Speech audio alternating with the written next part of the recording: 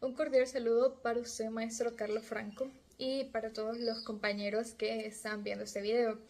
Bueno, el día de hoy vamos a desarrollar lo que es el tema número 22, el cual es un tema sumamente importante para el diagnóstico médico, y es las pruebas inmunológicas, y con la cátedra, desarrollando la cátedra de enfermedades transmisibles 1. Bueno, a lo largo de esta presentación analizaremos lo que es el valor clínico y el fundamento que tienen las pruebas específicas que nosotros vamos a realizar en lo que es el laboratorio, tales como la ASO, que es la anti-streptolicina O, y también la AFR, que es el factor remotoide, y la BDRL para el análisis de lo que es de los antígenos febriles, y la PCR, que es la proteína C reactiva.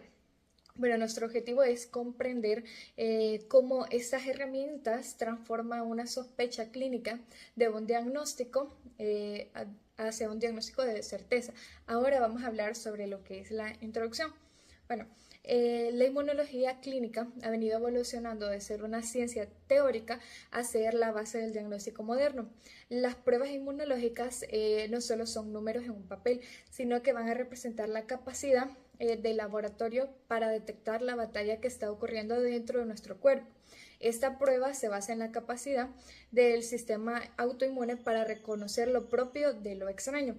Un ejemplo real, a nosotros nos llega un paciente que llega con una inflamación sistémica inexplicable. Sin esta prueba sería pues imposible saber si esta inflamación es causada por una bacteria que dejó huella, como por ejemplo el caso de la fiebre reumática, que es detectada por la SO, o si es el propio cuerpo atacando sus propios tejidos, como por ejemplo las enfermedades autoinmunes, que es detectada por la FR. Gracias al análisis de las pruebas de unas pequeñas o propias muestras biológicas como la sangre o el suero, podemos identificar marcadores que nos dicen exactamente qué tipo de respuesta está montando el organismo, y para nosotros poder tener lo que es una intervención médica oportuna para poder tratar todas esas enfermedades.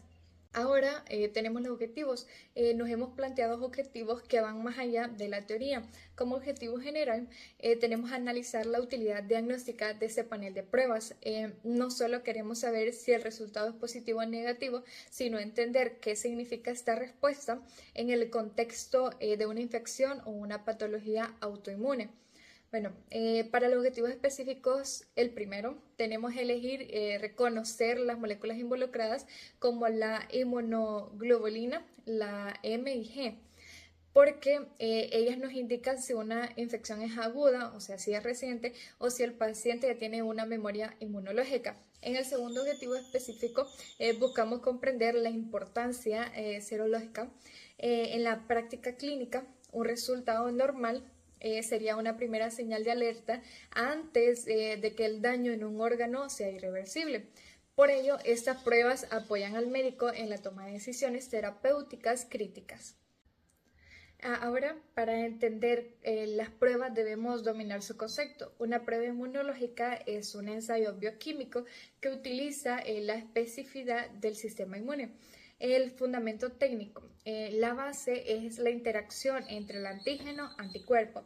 En el laboratorio enfrentamos lo que es el suero del paciente, donde buscamos anticuerpos contra un reactivo que contiene los antígenos específicos. Si el paciente ha estado expuesto, se va a formar un complejo inmune que nosotros lo conocemos como una aglutinación, que son pequeños brumos en lo que es la placa. Es una reacción tan específica que es comparable a una llave entrando en una cerradura específica. En el caso de la detección, detectamos no solo anticuerpos, sino que también proteínas de fase aguda. Estas son moléculas que en el hígado sintetizan rápidamente cuando hay una agresión al tejido. Bueno, en el caso de las aplicaciones clínicas tenemos primero en las infecciones, las enfermedades infecciosas, la prueba de BDRL es el ejemplo clásico que nosotros tenemos. Detecta anticuerpos tipo de angina que se producen por el daño tisular causado por una bacteria de la sífilis, como tenemos por ejemplo la Treponema pallidum. Luego tenemos el caso de las enfermedades inflamatorias. Aquí destaca lo que sería la PCR. A diferencia de un cultivo bacteriano, tarda la PCR en dar una respuesta inmediata sobre el estado inflamatorio en las enfermedades autoinmunes. El factor reumatoide nos permite identificar anticuerpos que atacan a otros anticuerpos del propio paciente, siendo clave el diagnóstico de la artritis reumatoide. Ahora, para hablar sobre las características de estas pruebas, la primera tenemos la evaluación de la inmunidad afectiva. Se refiere a la respuesta efectiva y con memoria.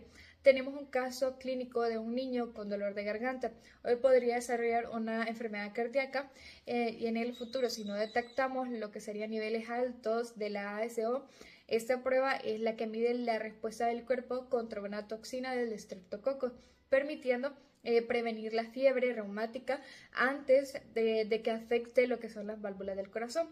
En el caso del monitoreo de inflamaciones, en el contexto real, la PCR es una alarma de encendido que en pacientes con enfermedades crónicas, un aumento súbito en la PCR nos indica que la enfermedad ha despertado o hay alguna infección sobreañadida, permitiendo ajustar la dosis de medicamento de inmediato.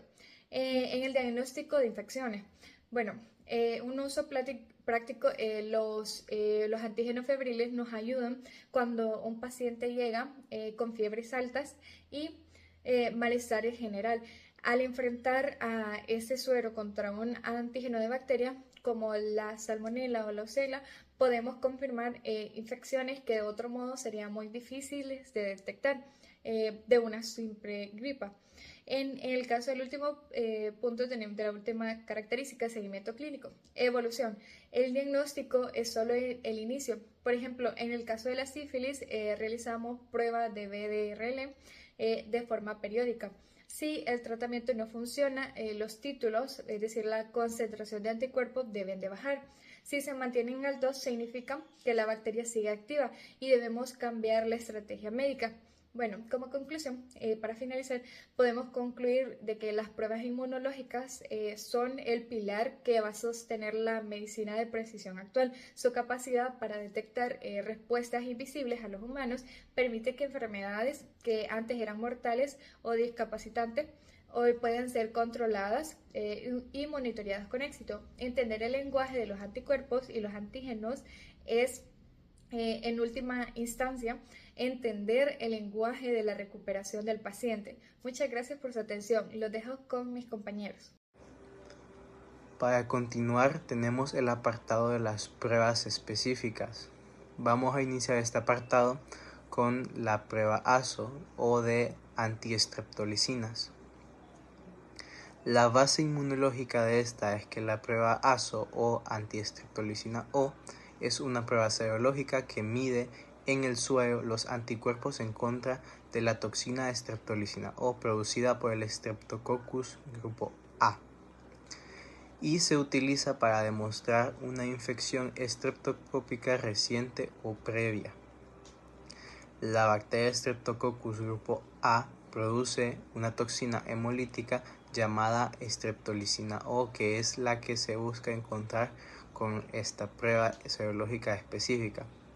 Cuando el organismo se infecta, el sistema inmune reconoce esta toxina como un antígeno y produce anticuerpos específicos llamados antiestreptolicina O ASO, que es lo que nuevamente se busca encontrar en esta prueba.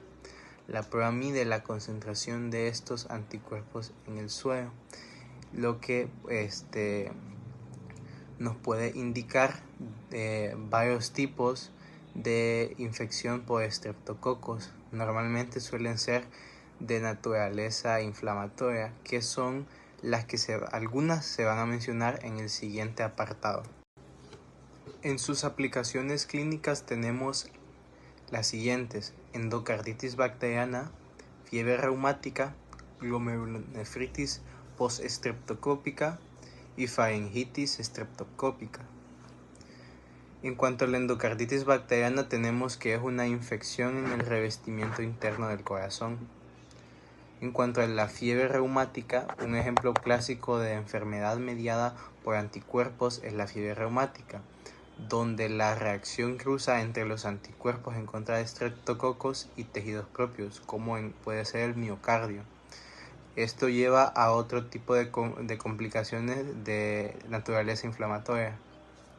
La glomerulonefritis postestreptocópica tenemos que es la acumulación de inmunocomplejos en los glomérulos renales que producen inflamación y daño renal.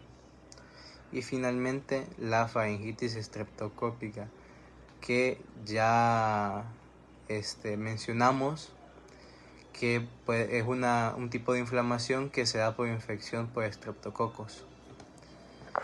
El anticuerpo contra ASO se puede encontrar en la sangre durante varias semanas o meses después de que una infección por estreptococos haya desaparecido, por la que al momento de hacer la evaluación clínica o analizar resultados de un paciente se debe tener esto en cuenta para no errar el diagnóstico.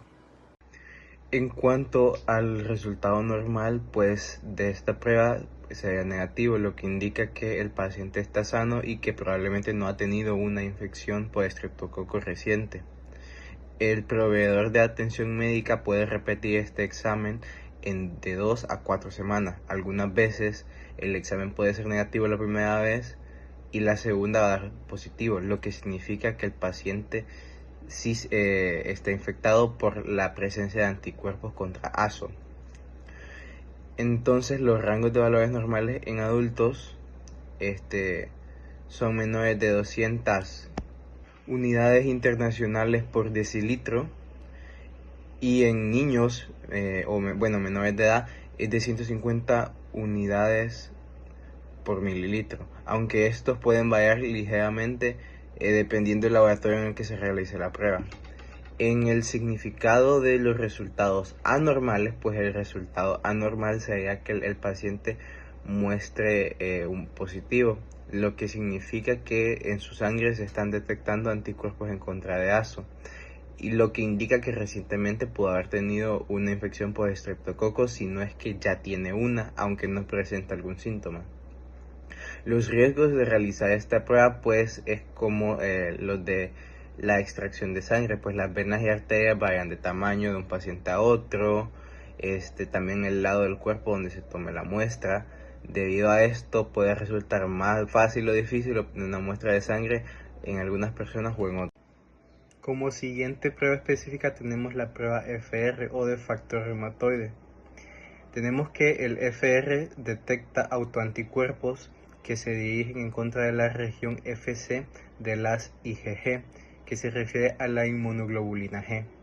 Este fenómeno se observa en enfermedades autoinmunes donde el sistema inmunológico no reconoce adecuadamente los tejidos propios.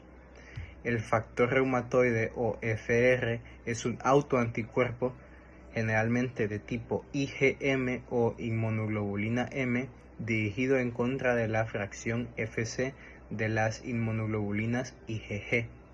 Su presencia indica una respuesta autoinmune en la que el sistema inmunitario produce anticuerpos en contra de sus propias inmunoglobulinas.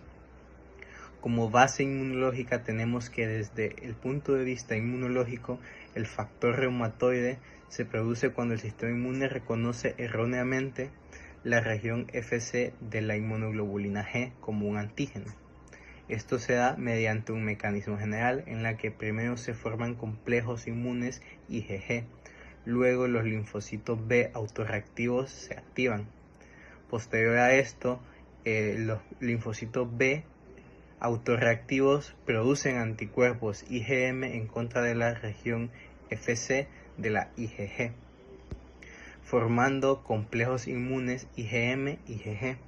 Estos complejos pueden ser de los siguientes modos: pueden activar el sistema de complementos, también pueden depositarse en los tejidos y finalmente producen inflamación crónica. Esto se da especialmente en las articulaciones. Como siguiente prueba específica tenemos la prueba FR o de factor reumatoide. Tenemos que el FR detecta autoanticuerpos que se dirigen en contra de la región FC de las IgG, que se refiere a la inmunoglobulina G. Este fenómeno se observa en enfermedades autoinmunes donde el sistema inmunológico no reconoce adecuadamente los tejidos propios. El factor reumatoide o FR es un autoanticuerpo generalmente de tipo IgM o inmunoglobulina M dirigido en contra de la fracción FC de las inmunoglobulinas IgG. Su presencia indica una respuesta autoinmune en la que el sistema inmunitario produce anticuerpos en contra de sus propias inmunoglobulinas. Como base inmunológica tenemos que desde el punto de vista inmunológico, el factor reumatoide se produce cuando el sistema inmune reconoce erróneamente la región FC de la inmunoglobulina G como un antígeno. Esto se da mediante un mecanismo general en la que primero se forman complejos inmunes IgG, luego los linfocitos B autorreactivos se activan. Posterior a esto, los linfocitos B autorreactivos producen anticuerpos IgM en contra de la región FC de la IgG, formando complejos inmunes IgM-IgG. Estos complejos pueden ser de los siguientes modos. Pueden activar el sistema de complementos, también pueden depositarse en los tejidos y finalmente producen inflamación crónica. Esto se da especialmente en las articulaciones. En el apartado de aplicaciones clínicas tenemos dos principales, la artritis reumatoide y el síndrome de Sjögren. Aunque los factores reumatoideos también pueden ser un signo de otros trastornos inmunes, como la artritis juvenil y algunos tipos de cáncer. Pero empezando por la artritis reumatoide, pues es un ejemplo de inflamación crónica en las articulaciones que ya se habían mencionado, donde el FR se utiliza como un marcador de diagnóstico, aunque no todos los pacientes que presentan un FR positivo se presencia o se indica actividad autoinmune. En el síndrome de Sjögren es una enfermedad autoinmune. El FR es común y se asocia como daño a glándulas exócrinas. En cuanto a la interpretación de resultados, tenemos pues que si se encuentra factor reumatoideo en la sangre, esto puede indicar alguna de las enfermedades que ya mencionamos. Pero también otros tipos de enfermedades autoinmunes, como lo puede ser la lupus. Es una enfermedad autoinmune que ataca los tejidos propios del cuerpo. Se caracteriza por cierto tipo de manchas en regiones de la piel. En la imagen de la diapositiva se puede observar una persona que tiene manchas en esta parte de la cara. También puede indicar una infección como mononucleosis o tuberculosis o ciertos tipos de cáncer como la leucemia, y pues alrededor de un 20% de las personas con artritis reumatoide tienen poco o nada de factor reumatoide en la sangre. Por eso, si algunos resultados son normales, pues es la responsabilidad del médico profesional pedir otro tipo de pruebas para confirmar o descartar este diagnóstico. Para finalizar con las pruebas específicas tenemos la prueba VDRL. Esta prueba es una prueba serológica no treponémica utilizada para detectar anticuerpos reagénicos en la sangre o en el líquido cefalorraquídeo. Estos anticuerpos se producen contra antígenos lipídicos como la cardiolipina, colesterol y lecitina. Estos son liberados por células dañadas durante la infección por sífilis, causada por la bacteria Treponema pallidum. Es una prueba de tamizaje, por lo que los resultados positivos deben confirmarse con pruebas treponémicas más específicas. Este se realiza como un examen para el diagnóstico de la sífilis, que es una infección altamente tratable. Además, examina individuos con signos y síntomas de otras enfermedades de transmisión sexual. Pruebas de detección de la sífilis y otras pruebas de enfermedades de transmisión sexual se hacen de rutina en el cuidado prenatal durante el embarazo, ya que el bebé puede contagiarse con sífilis durante el embarazo o durante el parto, o adquiriendo sífilis congénita. Varios estados también exigen pruebas de detección para la sífilis antes de obtener la autorización para el matrimonio. En los valores normales tenemos que lo normal sería que los resultados del examen den negativo. Esto significa que no se detectaron anticuerpos contra la sífilis.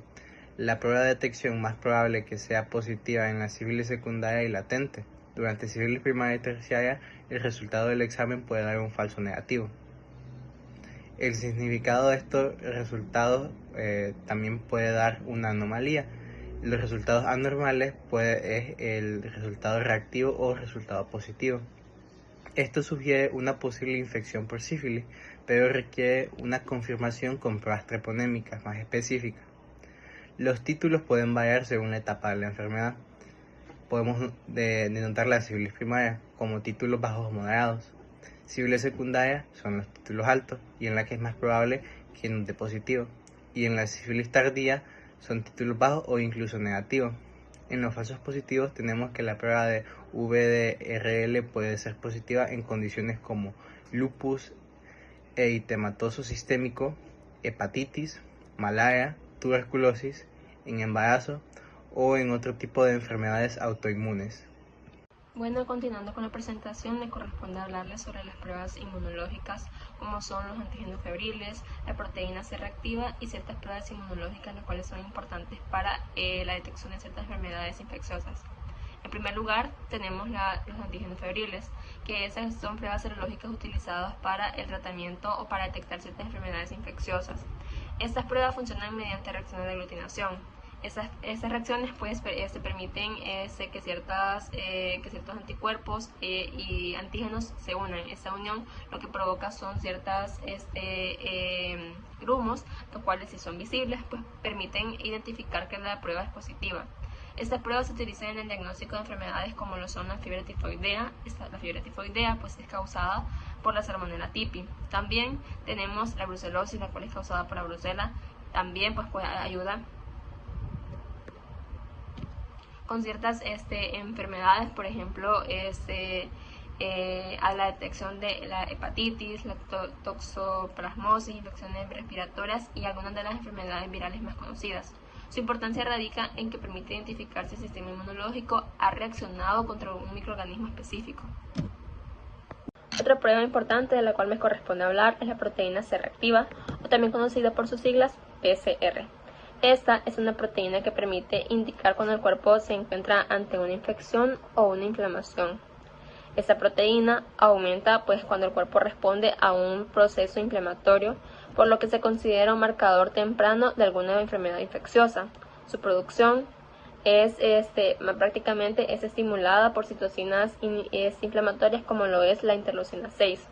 El valor normal de la proteína C reactiva es menor de 10 miligramos por litro y se encuentra elevada en procesos inflamatorios, en sepsis, en enfermedades inflamatorias como lo serían, por ejemplo, la artritis reumatoide.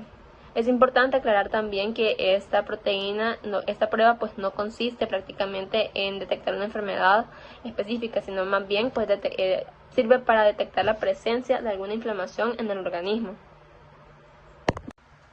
Ahora bien, me corresponde hablarles sobre las pruebas inmunológicas. Las pruebas inmunológicas son pruebas de laboratorio que permiten detectar ya sea antígenos o anticuerpos en muestras biológicas como por ejemplo la sangre. Estas pruebas nos ayudan a identificar si hay alguna infección activa o si hubo anteriormente un microorganismo en el cuerpo. Estas pruebas son muy confiables debido a su alta especificidad de la relación antígeno-anticuerpo, y los resultados pueden ser ya sea positivos o negativos, o también pueden medirse mediante el título de anticuerpos, que indica la cantidad de anticuerpos que hay presentes en dicha muestra.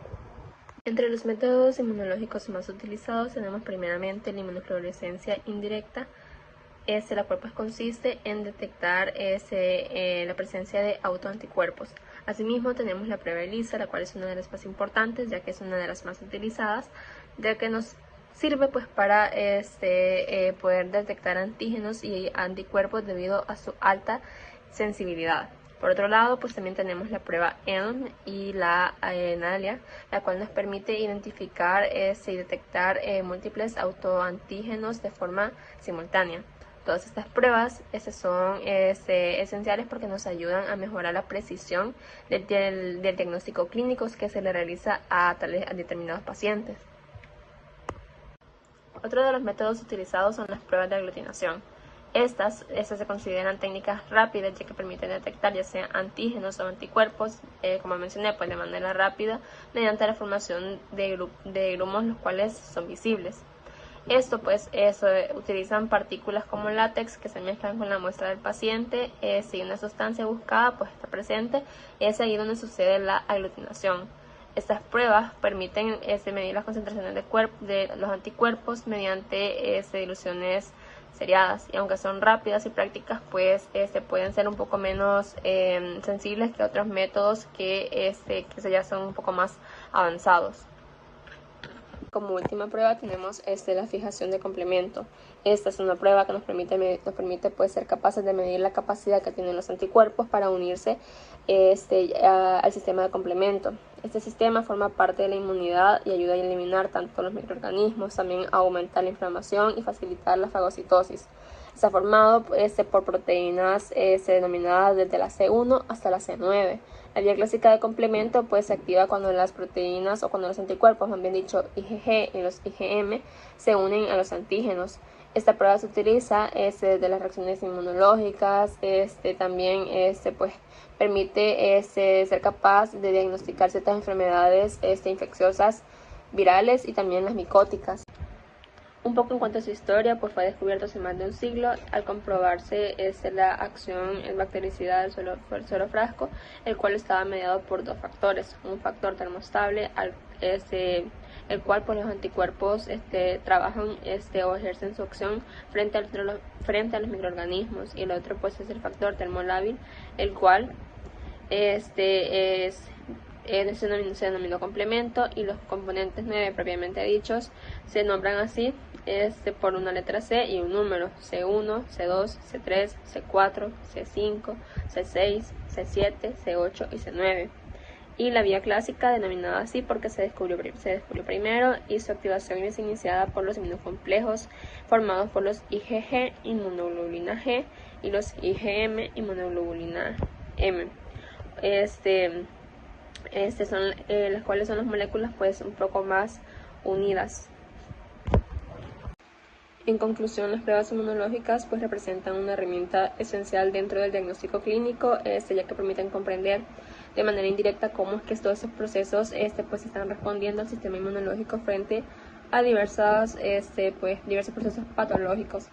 A través de los diferentes antígenos, anticuerpos, proteínas inflamatorias, pues nos brindan una información clave para el diagnóstico, seguimiento y control de dichas enfermedades infecciosas, inflamatorias y autoinmunes.